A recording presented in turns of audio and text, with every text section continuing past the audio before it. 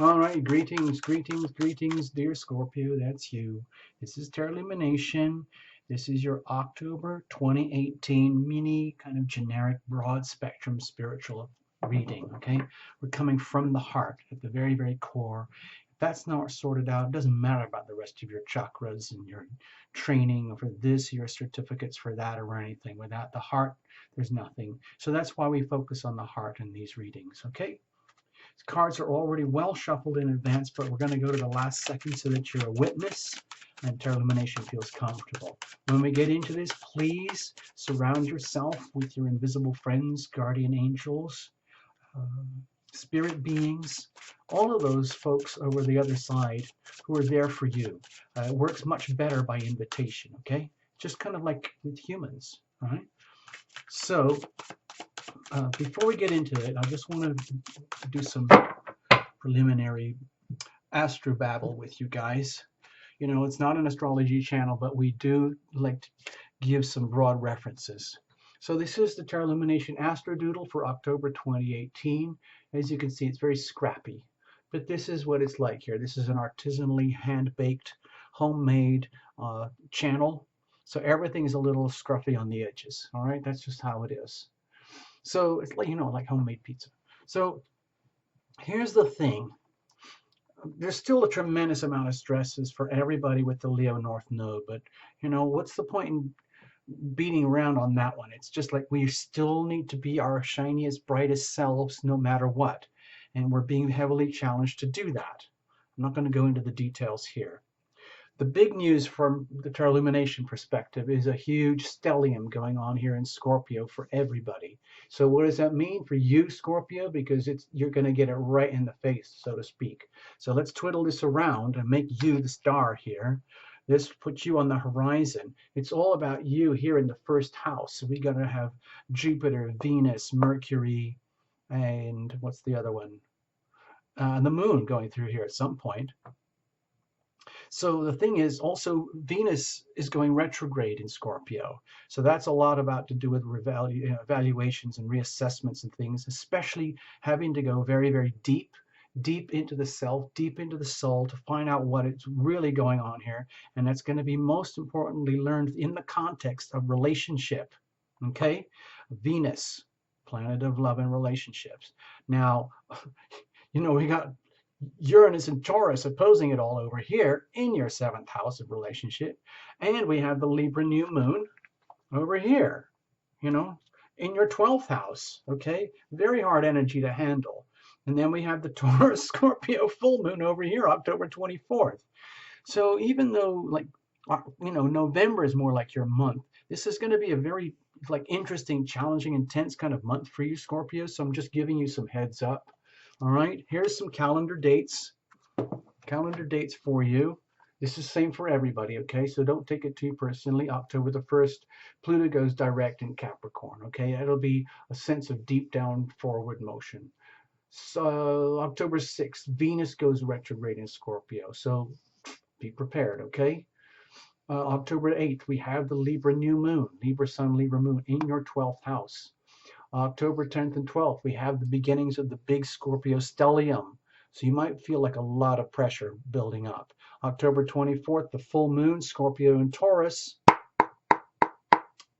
Pay attention. October 26th, the Scorpio stellium, full on max, okay? So please, dear Scorpio, just take care of yourself through the month and allow these things to happen. Now, before we get into the cards, I'm going to grab your attention just for a few moments, do some shameless self-promotion here. If you need to explore Terra Illumination membership, you can follow the links. There's buttons up here, you know, buttons and things and links down below and all those boxes and squares that show up later on. If you're interested in a personal reading, click the boxes and links. If you're interested in the First Friday's healing events, this is the first one happening, check the links below. It's all in the description box. If you're interested in the shop, if you want to look at some apparel and goodies, check the link. Books, check the link. Satin silk scarf, check the link. And there's more. So anyway, basically check the links. All right, that's what we're saying. That's all. All right, so let's get into it. Let's just get into it. Cards, like I said, were already well shuffled in advance, but we go to the last second so that you're a witness. No jumpers, no flyers, no oracles, no reversals. We're using this beating heart spread, okay? It's like a journey pulsing through beat by beat throughout the whole of this month period that we call October. So think of everything as sort of like dynamic flow, and we're going to live through it, all right? Bring in your invisible friends, okay? Invite them here to participate with you. Bless this deck. Bless Terlumination. Bless you, Scorpios. Bless the channel. Bless the whole of YouTube and all the gadgets and wires and all of that. Okay, over here is heart energy, the very, very core. The heart needs what it needs, it wants what it wants, and it's praying that you, Scorpio, are aware. Are you listening? What is going on at the very, very depths core of your being here? How much in tune are you? Are you really synced up with yourself? How far out of alignment are you? How much do you value yourself? How much do others value you? In what way do these values occur? And in exchange, possibly learned most effectively in the context of profound, intimate relationships. This is not a love and relationship spread or reading, by the way. But we had to mention that topic because of what's happening in the month with the stars and planets. Okay, what are you bringing in with you? Okay, if you think of yourself in a personal reading, and you just got to like do a show and tell, like, what's going on, Scorpio? All right, over here, the power of the now, ever present now, where there is nothing else. There's no past, there's no future, there's just now, and it is in the now where you own your power and you execute and express your power through the healing power of your decisions. If you choose to abdicate your power and dwell in the past and project into the future and fantasize and self-medicate or whatever just to stay in what you think is your now, then all you're doing is hurting yourself and making things worse. So we need to understand the energy that's going through your decision-making processes here. And once we understand that, we figure out how are we going to do this to love thyself. Love thyself at the very core here. So that your heart is as healthy as can be, knowing that it is loved and that you are loving. Okay, you are loving, you are loved. Love thyself, Scorpio. It's the hardest thing to do on earth. It's harder than anything else, okay? So let's say you figured out how do we do this, and in so doing, you generate consequences, basically for your best evolution and growth. From there, we're always facing the unknown, even no matter how highly evolved you might be, Scorpio, and no matter how much self-healing you've done or healing you've received or brought into your life by others, there's always more to do. Especially when we're looking at your 12th house Libra energy here now, you might be exposed to anything and everything, especially in regard to love and relationships, that needs healing, that needs revealing for the healing, okay? So the thing is, if you're stepping out of your power, let's just say you can't handle this, and you just say, I can't handle it. I just give up. Then what does that look like? On the other hand, let's say you can stay in your power, and what does that look like? It's the same energy. One is the inverse of the other. Over here, prospects and momentum. Where does this take us to the next heartbeat? Everything is pumping, pumping, pumping in a flow, pumping all the nutrients where it needs to go, taking away the wastes and putting them out to where they need to go, so that you glow, that you have a chance to glow and shine from the core, which creates your aura here, which creates an aura out to the rest of the world, which is the most loving thing you can do for the planet and yourself and your loved ones. Surrounding you is, think of it as the weather. We're going to make the best of it, all right, Scorpio?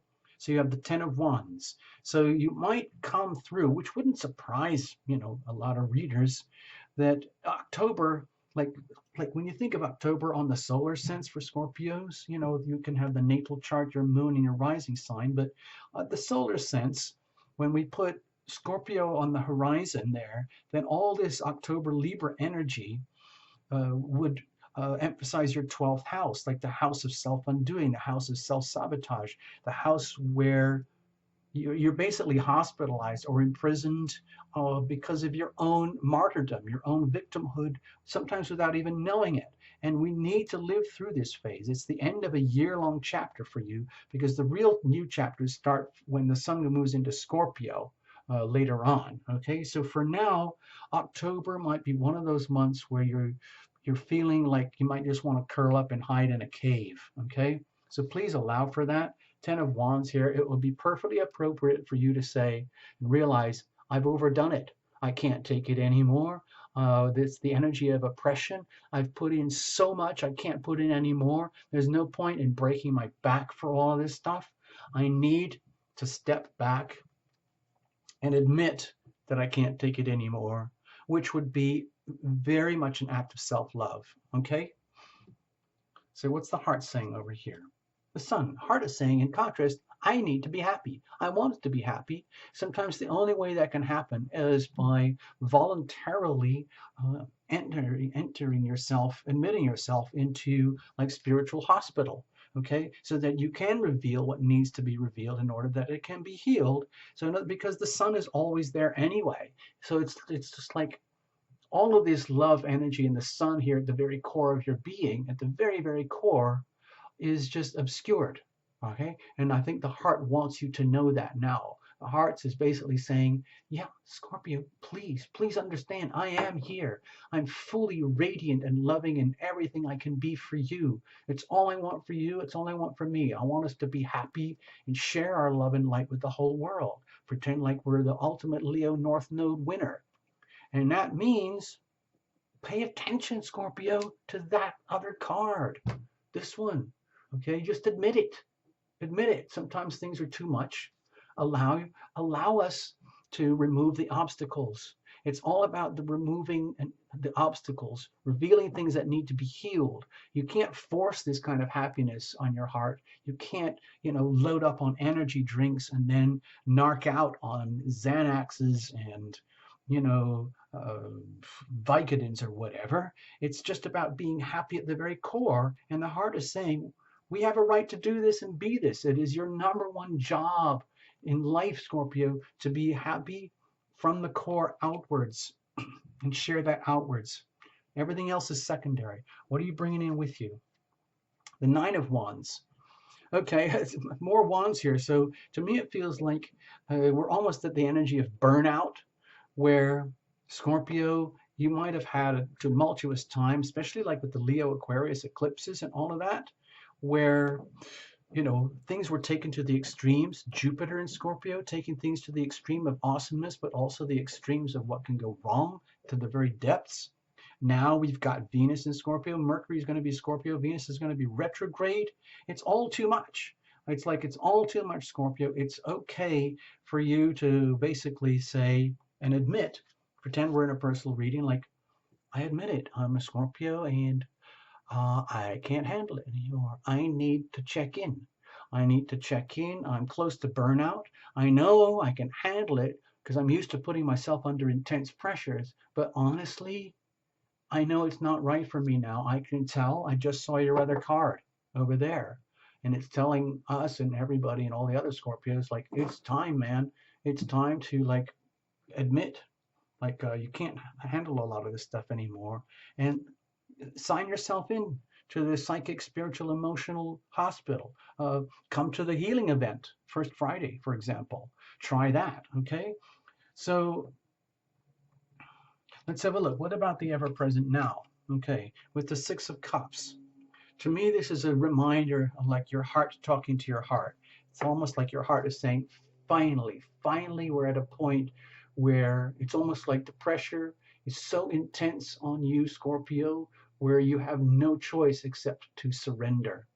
Surrender to the healing power of love and allow for the energy of 6 of Cups to flow into your life from up above, where you like deliberately like invoke your angels, your soulmates, your twin flames, your like partnership types of energy. Venus, the planet of partnership in Scorpio going intense, and the Libra new moon, and then the and then the Taurus Scorpio axis. There's a strong emphasis on partnerships, one-on-one energy here. So what I feel is with the 6 of Cups is allow yourself to open up to deep soulmate energy to come into you. And that can only happen when you allow that to come out of yourself. So it's almost like we're asking you, Scorpio, to kind of rip open all your bandages and your self-defense mechanisms and allow the love to flow.